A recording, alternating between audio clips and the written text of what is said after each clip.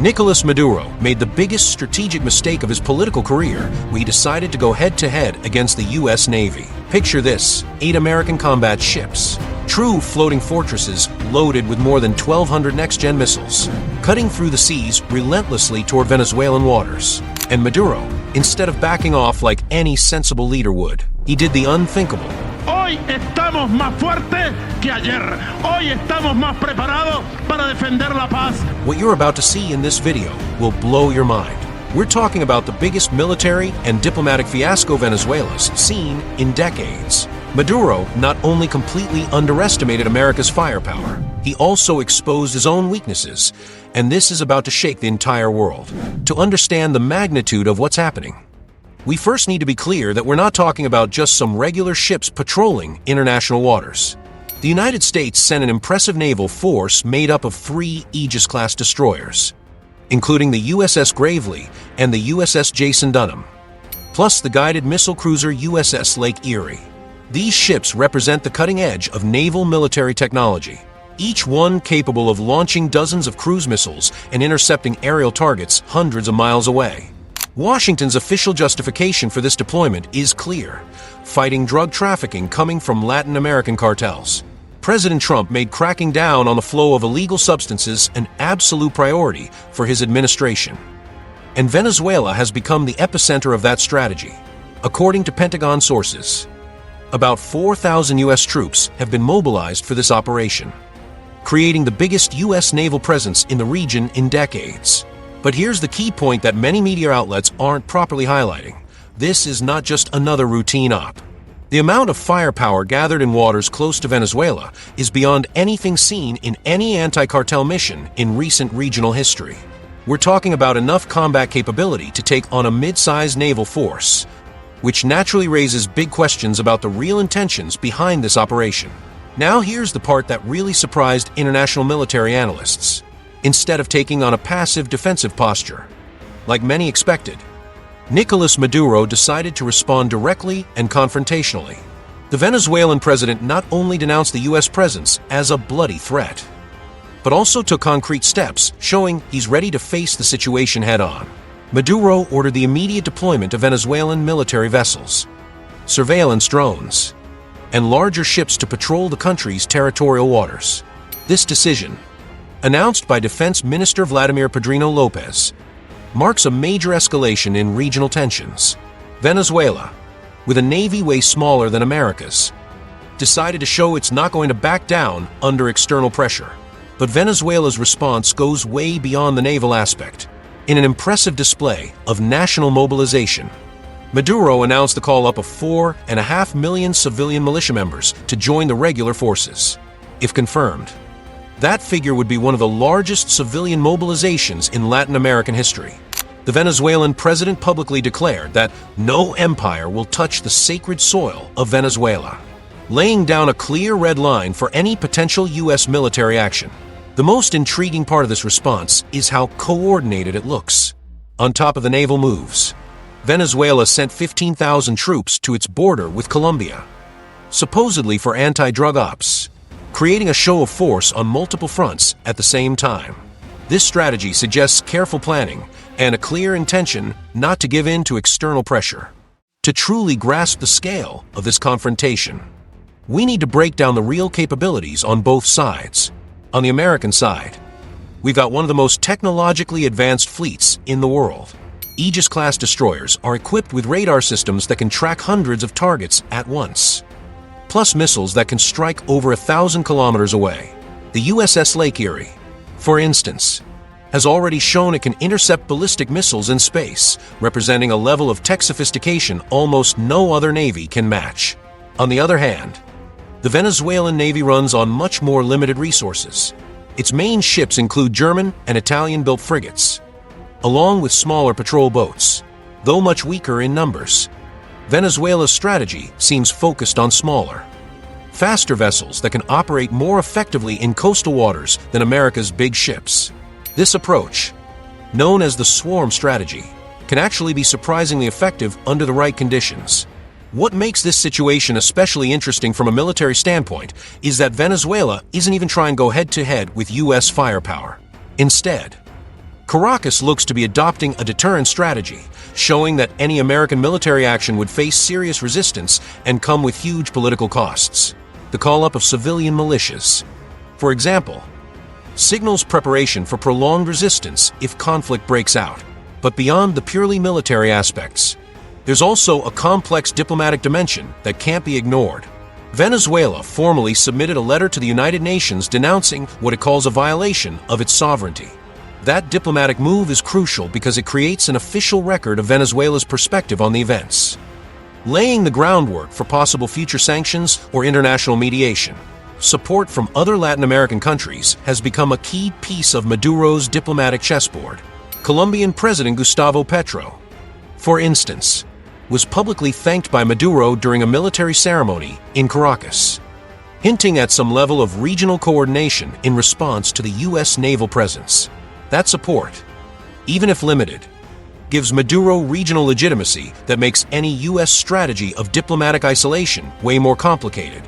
On the American side, the anti-cartel justification has found backing among countries in the region that struggle with trafficking themselves. Still, the scale of the naval operation has raised suspicions even among traditional allies about whether the real goals go beyond fighting illegal substances.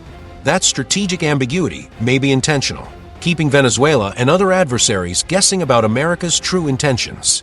One aspect often underestimated in these tensions is their long-term economic impact. Venezuela holds the largest proven oil reserves in the world, a fact that adds an extra layer of complexity to any military confrontation. Just the possibility of instability in the region has already caused fluctuations in international oil prices, showing how regional military events can trigger immediate global effects. American sanctions had already slashed Venezuela's export capacity, but the U.S. naval presence adds another layer of uncertainty that could affect not just Venezuela, but the entire energy dynamic of South America. Countries like Brazil and Argentina, which maintain trade ties with Venezuela, now have to weigh the risks of doing business in an environment of rising military tension. For Maduro, the economic side of this crisis brings both risks and opportunities. On one hand, instability could make the already dire domestic economy even worse. On the other, the narrative of resisting external pressure can be used to rally internal support and justify emergency economic measures that might otherwise be unpopular. One fascinating element of this situation is how both sides are handling their public narratives. Maduro has been using every announcement about the U.S. naval presence as an opportunity to show resolve and drum up popular support. His declarations about being ready to declare a nation in arms aren't just empty rhetoric, they're part of a carefully calibrated strategy to show Venezuela won't be intimidated. On the American side, the official narrative stays locked on fighting cartels, avoiding language that could be seen as a direct threat to the Venezuelan government. This approach lets the U.S. keep diplomatic flexibility while showing off military muscle. Admiral Darrell Caudle, head of Naval Ops, was careful to describe the mission as support for Venezuelan operations and missions related to cartels, sticking to technically neutral language. This battle of narratives is crucial because it shapes not just domestic public opinion in both countries, but also the international perception of each side's legitimacy. Maduro needs to prove his response is defensive and proportional, while the U.S. has to keep credibility for its anti-cartel justification. To fully understand the implications here, it helps to look back at similar historical precedents. The Cuban Missile Crisis of 1962 offers some interesting parallels, especially when it comes to using naval shows of force for diplomatic leverage. Just like back then, we're seeing how military ships can become chess pieces in a much bigger diplomatic game than their raw combat power would suggest. But there are crucial differences that make this situation unique. Venezuela in 2025 doesn't have the backing of a nuclear superpower the way Cuba had with the Soviet Union. On the other hand, today's international context is much more multipolar, with countries like China and Russia offering alternatives to U.S. power that didn't exist during the Cold War. The possible scenarios range from controlled diplomatic escalation to limited naval clashes that could easily spiral out of control. The most likely outcome, according to military analysts, is a prolonged period of controlled tension, where both sides show strength without crossing red lines that would lead to direct conflict. This way, Both sides get domestic political wins without paying the price of an open war. The repercussions of this tension stretch far beyond U.S. and Venezuelan borders. Neighboring countries like Colombia, Brazil, and Guyana find themselves in tricky spots, having to balance their ties with both Washington and Caracas. Brazil, in particular, faces the challenge of sticking to its traditional non-interference stance while dealing with the security implications of a potential conflict on its border. Globally, powers like China and Russia are watching closely how the U.S. handles this, drawing lessons they could apply in their own spheres of influence. China, with major investments in Venezuela, has a special interest in preventing any destabilization that might mess with its long-term energy deals. The European Union, usually cautious about U.S. military interventions in Latin America, has been keeping a careful eye on the situation. Europe's response to this crisis could heavily shape the international legitimacy of U.S. actions and affect future cooperation on global security issues.